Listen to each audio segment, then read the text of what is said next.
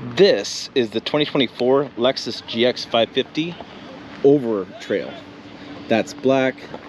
We have Nordy green. Jill's over there, she's talking. We got mud. Hey, it's Tim, Pickup Truck Plus SUV Talk. Let's talk about it in this video. We're gonna do some off-roading with this, talk you through that, talk through the features, and then in another video we'll do the on-road driving for the base GX. But this thing is Overland Trail, 0.2 inches more ground clearance. What's really cool is like this insert right here is a big difference.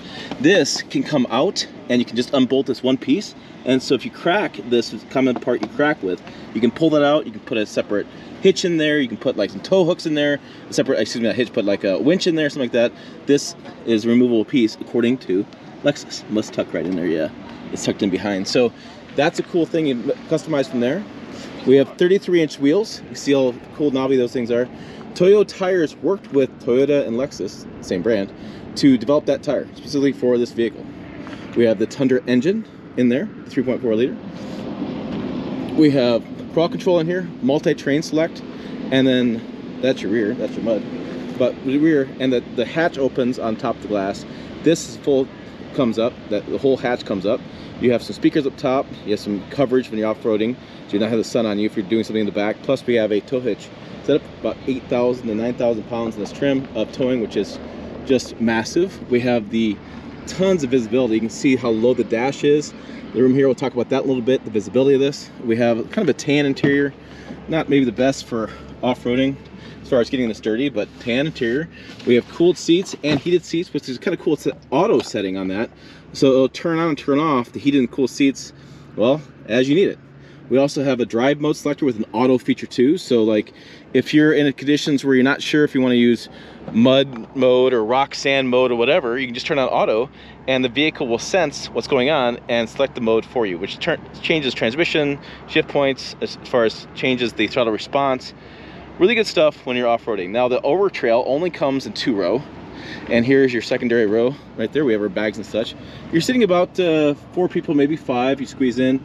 I have the seat all the way back. I'm not sure why. I guess I'm laying back here, but yeah, that you don't need all the way back. Also, the rails here, the step rails here, those are removable. You can add rock rails you want to. You can further customize it. They really thought about the off-road crowd when they put this together. Nice kind of still plastic, but it's nicer quality plastic up here, easy to keep clean. And then we'll hit the road here and you can see us behind the wheel and see some footage of going over some cool stuff.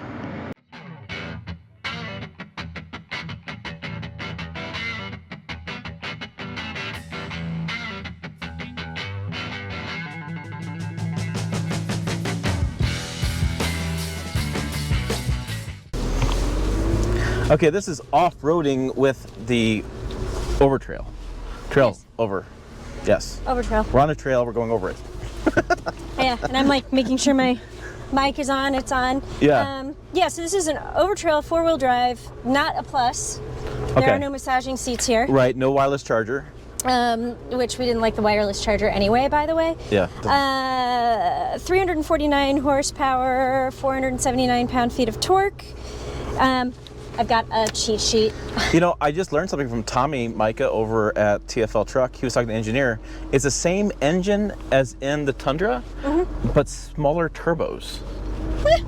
Okay. I don't know if that's a good thing or a bad thing. It's just kind of different, interesting. 3.4 liter. Right. Twin turbo V6. Yeah. This is a V6. Yep. But heated and ventilated seats. The base price for this vehicle is $67,900. It added a cool box, so you could have cold beverages. Head-up display. It's got a tonneau cover, so cover your cargo in the cargo area. Traffic jam assist, and it's got the destination fee. So all in, you're looking at $71,270 for this vehicle. Which I don't think is that out of the realm if you're comparing this to Land Rover Defender, BMW X5. You're in that range anyways. Yep. For a luxury kind of body on frame off-road vehicle. And this is like, I guess it's been a while since I've driven the Defender, but not body on frame. No, unibody. Yeah. I thought it was body on frame too. So this is the only vehicle in class for body on frame, which does it make a difference to you? Does it not? That's where you comment below. Yeah. That's how that works. So other things to know on this vehicle that are going to be specific to the Overtrail. You have 33-inch tires.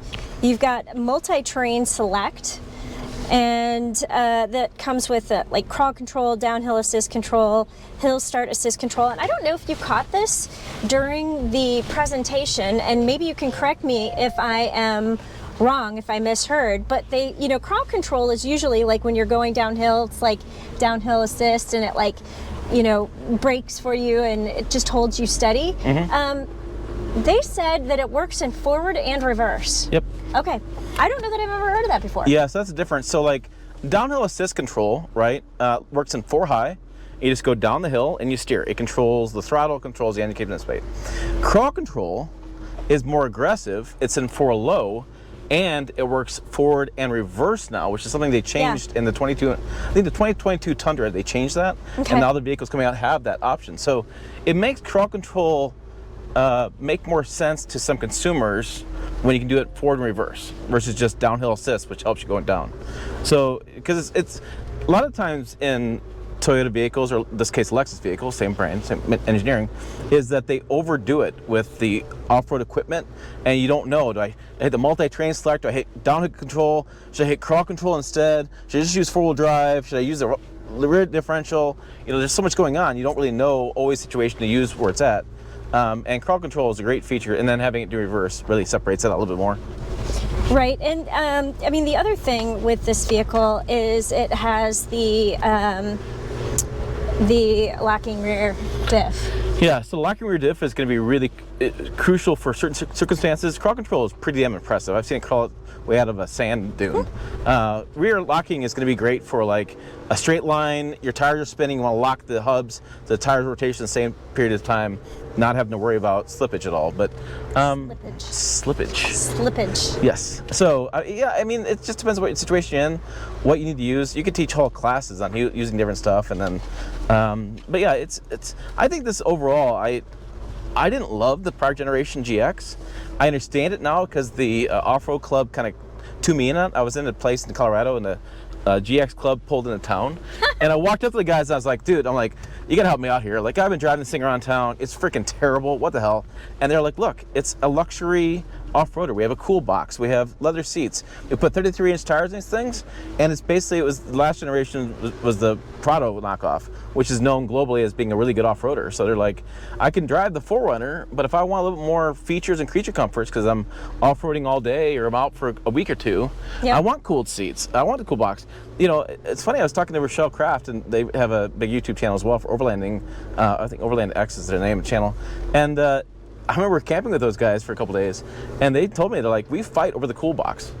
Like, who's got something in the cool box? Because again, when you're off-roading like that for that long period of time, that little stuff does make a big difference. It totally does. So like, I always talk about my Rebel experience, and the first year we did Rebel, we had a Dometic fridge.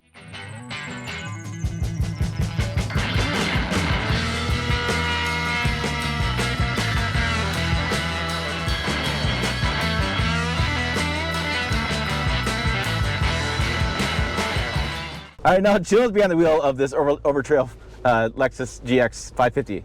Hard to get me a name out of this stuff, but one of the things they talked a lot about in the presentation was the visibility. And visibility off-road, as we described on the outside, you have this hood, the way the hood is bulged, it's in the same line as your wheels. And so now I'm curious, 5-foot wonder, 5th percentile of customers they aspire to fit in their vehicles. You're off-roading, can you see? Yes, and I don't think I've hit anything yet, so I think we're good. Yes. So you have plenty of power. We do there's a hybrid version coming that'll even be more powerful. We have plenty of torque at 3,600 RPMs max torque, and you have good visibility, and we have all this off-road gear. Like, this vehicle sucks. Right? I mean, besides the price, but that's the only thing I maybe could say that. But everything's expensive these days, so I really can't argue with that either. So no, the average transaction price for a vehicle is just under $50,000. Yeah, so I mean, it's kind of a good price point. Tons of wheel articulation. We're going through desert terrain here, and I really am impressed. Yeah, you know, like there's some ruts that we're going over right now, and in a lesser vehicle, like this would be a like Tim drama moment where he'd be like flying all over the cabin, but like I barely felt it. I mean, you felt it, but it wasn't a huge right, moment. yeah. And this is just really, it's very smooth. And granted, we're not going super fast. Right. And I'm not trying to, you know, give Tim a drama moment, but I do have good visibility. You know, I'd mentioned in our other video for the on-road portion, so go watch that, that it would really be telling, like the hood lines would really be telling once you get off-road. And I will say that, like, I have very good, at least I feel like, I have very good perception of where my tires are going while I'm driving. Yeah, yeah. I think Lexus has really done a good job upgrading this vehicle, making all the right changes, and I think it's going to continue to be a good seller for them. It's not a mass production vehicle where they sell thousands and thousands and thousands, but it's a good niche vehicle for this kind of customer. You have some off-road needs, or you want a body on frame, and you live in a part of the country, you need a little ground clearance. This Overtrail has 8.9 inches of ground clearance, a little bit more than the standard Lexus GX550, which is 8.7. 8.7, so just a little bit different there. But yeah, it's. I think this is pretty damn good. Yeah, I mean, and granted, we're driving the scenic route right now, right? So we're not driving over anything tough. So TBD. I feel like there's another trail that's a little bit more technical than this, but I mean, for the off-roading that most people who own this vehicle are going to do, which is this, it's great.